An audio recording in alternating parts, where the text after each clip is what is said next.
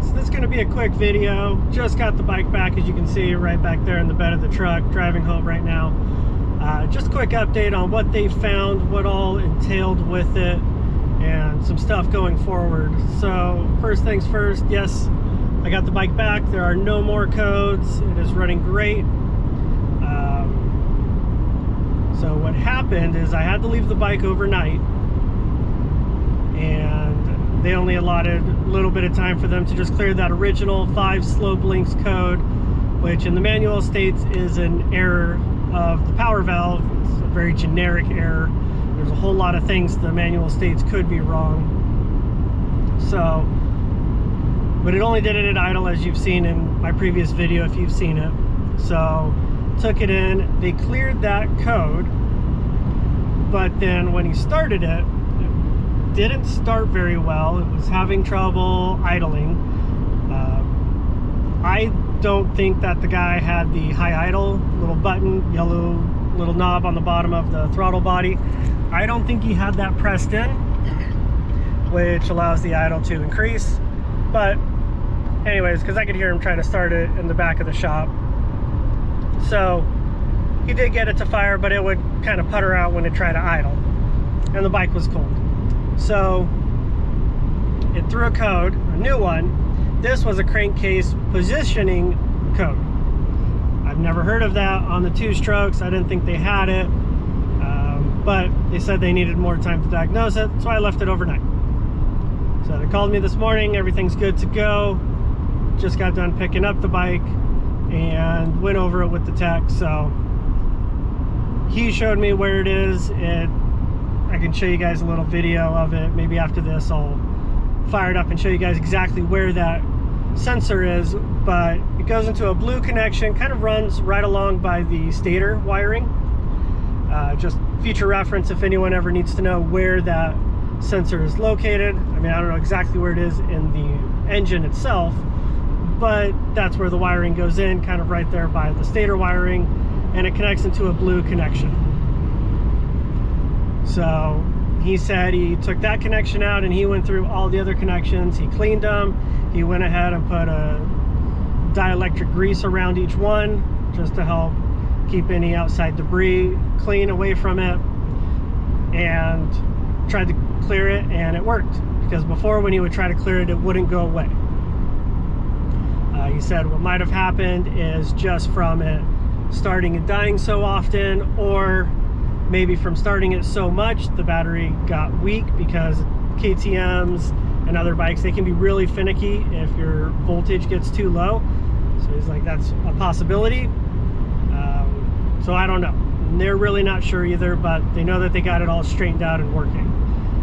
He said after he got the code cleared, he had it running. It was still idling kind of low, a lot of smoke coming out, which is probably from them starting it a whole bunch and just having it idle, never cleared it out. So they pulled the plug. Plug, I guess, was oil drenched. Said he had it on his workbench for like a couple minutes, and there were oil spots where it was sitting. So that's, to me, way too much oil. And I'm running 60-to-1, if anyone's curious, exactly as the manual recommends.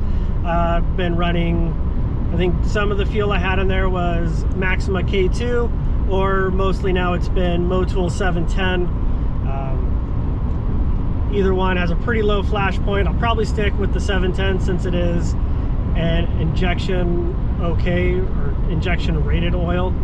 I don't know if there's really a difference with this versus like K2, that's not, but I like the Motul stuff anyway. So for now, I'll probably test it and then pull the plug here in a little bit and see how it works. Since I do have a big race this weekend, I needed the bike back today. In the morning, I head out for a 24-hour race. It's a team race. I'm not that crazy to do an Ironman, but I know people that do, and they are insane. So anyways, back to the bike. Technician put a fresh plug in, said fired up, idled a whole lot better. He took it out, rode it for a bit, just kind of around their parking area, up and down, and got it all cleared out. And he said once he did that, idling was great. I'm assuming that was either yesterday evening or this morning. So I took the bike and hit the button, fired right up, idled really well, better than it's idled so far. So if your bike's not idling the best, that might be a great place to check, is the plug. I'm gonna talk to the dealership because they've already reached out and asked if they could do anything to help with the issues I'm having, which is awesome of them. So thank you, Josh at Southbound Bremerton. That's awesome customer service after the sale. Oh, big bump. But I don't know if that dealership put in like a 20-to-1 break-in fuel. Some places will do that, but I'll have to reach out and find out. So there we are though. Oh, one more thing. So I've been talking to a guy and I totally forget his name. I'm so sorry. This guy has been super helpful though. And I will include it down in the description. But we've been going back and forth on the first video of diagnosing it because he's had the same problem. And he seems kind of like a techie guy who likes to know what's going on like me. But so I guess his bike, his bike is at the dealership. His dealership called him and said they heard from KTM what they think the problem is.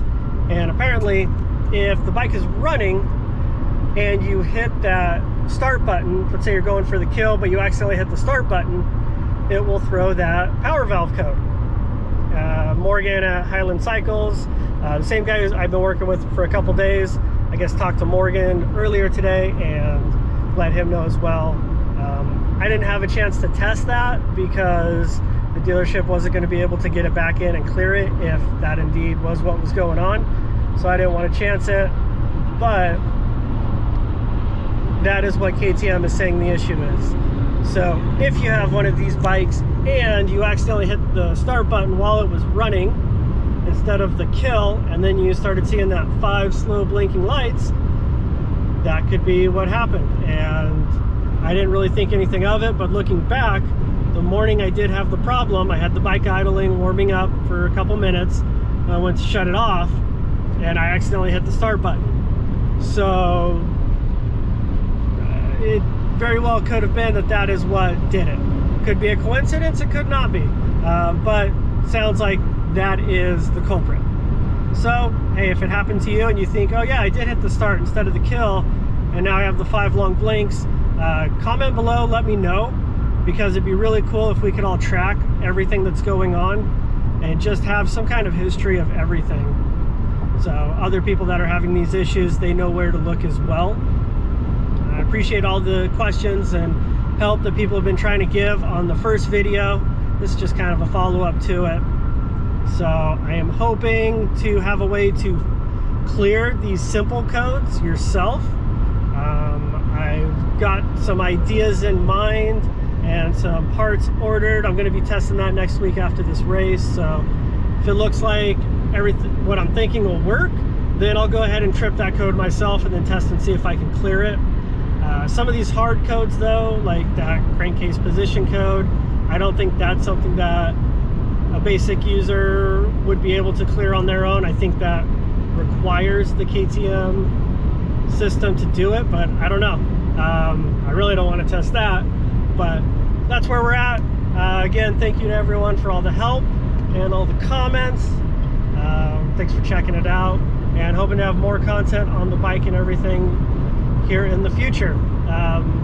Last thing, if you need any FXR gear, have any questions on the gear, send me a message. I'll have my email below for the FXR stuff. So I am the Pacific Northwest ambassador. I know the gear really well. It's even better for 2023. I haven't gotten any 23 gear yet, but I can already tell what they've improved, and it's really, really nice. And the 2022 gear was awesome as well. That's still what I'm running, and I'm very happy with it.